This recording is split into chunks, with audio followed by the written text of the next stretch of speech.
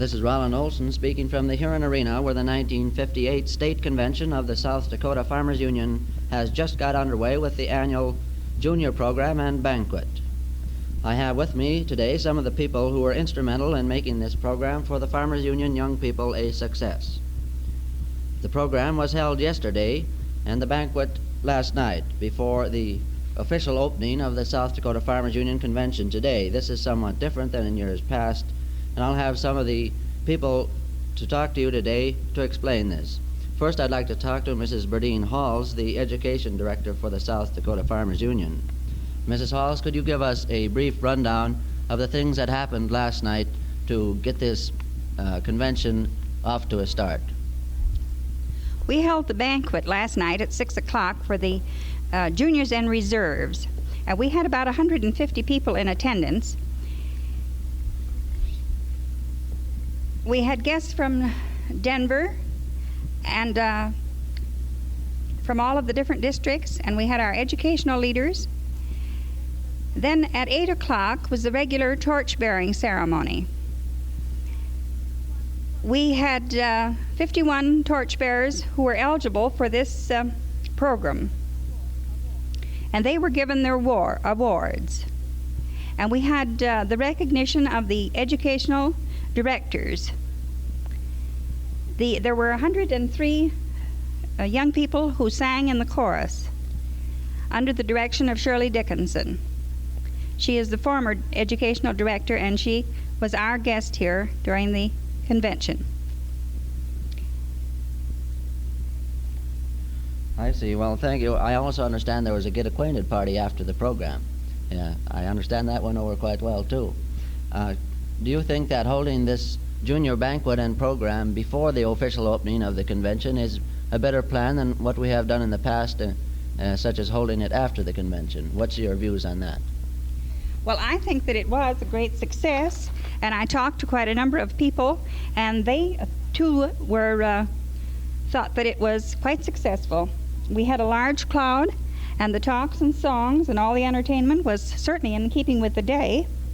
And everyone were wide awake, and they were looking forward to the convention this week. About how many torchbearers received their 5-year awards at the convention? How many were eligible, and how does this compare with next year? There were 51 that were eligible this year, and there are 98, I believe it is, that are eligible for their awards next year. I see. I also have with me today Vincent Plenchard from Toronto, who is a member of the Junior Advisory Board for the South Dakota Farmers Union. Vince, could you tell us something about the Junior Advisory Council? What are its purposes and numbers, so on? Well, 7 young people from South Dakota were elected at state junior camps to the Junior Advisory Council. Its purpose is to help plan the state camps and plan the Farmers Union Juniors' part in the state convention. We also try to advise the State Education Council on matters pertaining to the juniors and young people of the Farmers Union. Mrs. Flossie Harris from Denver spoke at the junior program last night. She is the education director for the National Farmers Union. Perhaps, Vince, you could give a few highlights of her speech and what she tried to put across. Mrs. Harris she told of the young person's responsibility in the world today as in the government of the United States, and the responsibility to vote and take part in the government to keep it free. And she also explained the National Farmers Union Expansion Program, which includes a new educational center for the young people and for the families of the Farmers Union members. It includes a very modern, up-to-date camp, which will be used for state conventions, national conventions, and all sorts of family camps and young people's camps of the Farmers Union. Well, thank you very much, Vince. I'm going to drop back to Mrs. Halse for a minute and talk to her about the theme for the annual program of the junior this year. The theme was Farmers Union, This Is Your Life. And Mrs. Halse, could you tell us what that theme meant and some of the background of it?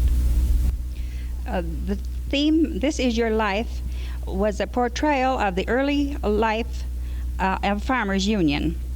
They explained the story from the very earliest days of Farmers Union, when the idea was first born, and how a small group of men got together, and the idea grew and grew, and through hard years and much labor, our Farmers Union was organized. Well, thank you very much. You've been listening to Mrs. Berdyne Halse, South Dakota Farmers Union Education Director, and Vincent Plenchard of Toronto, a member of the Junior Advisory Council. I can certainly say that this annual banquet and program has certainly got the convention off to a good, fast, rousing start. You will be hearing more about the convention on Wednesday at this same time. That's all the news for now, and thanks for listening to Roland Olson, your Farmers Union reporter.